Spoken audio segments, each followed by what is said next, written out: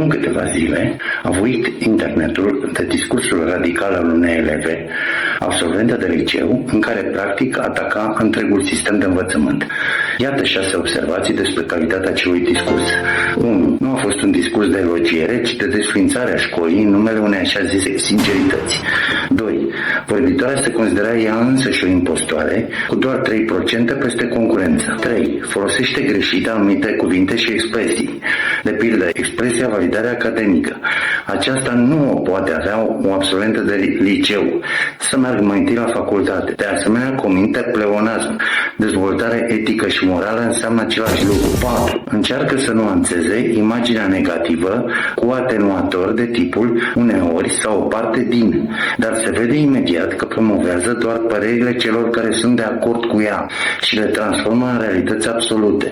O face ca ulterior să vorbească ca un judecător teribil despre toată școala românească.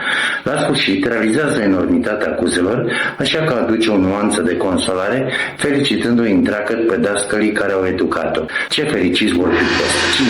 Pe ce își construiește eleva discursul? Consideră că școala nu promovează valori, ci doar cunoștințe. Doar o instituție enciclopedică, nimic mai mult. De aceea, fie nu vede valorile primite din partea școlii, afirmă că s-a aflat în imposibilitatea de a se exprima, de a gândi diferit sau autentic, deși este eleva premium a acelei școli. Oare ce ar avea de spus atunci un elev mediocru sau slab? Fie numește de-a dreptul non-valorile școlii: conformism, minciună, uniformizare și alienare, uzurpare de merite, superficialitate și ipocrizie.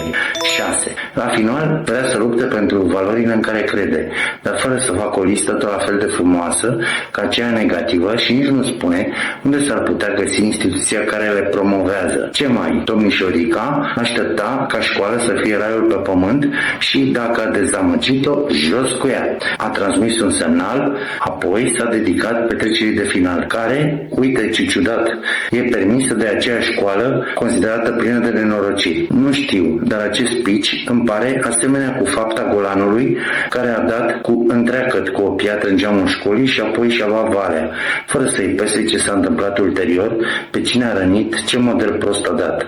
Bravo ei, premianta școlii a întărit pe toți puturoșii în convingerea de a o lenevi și mai mult.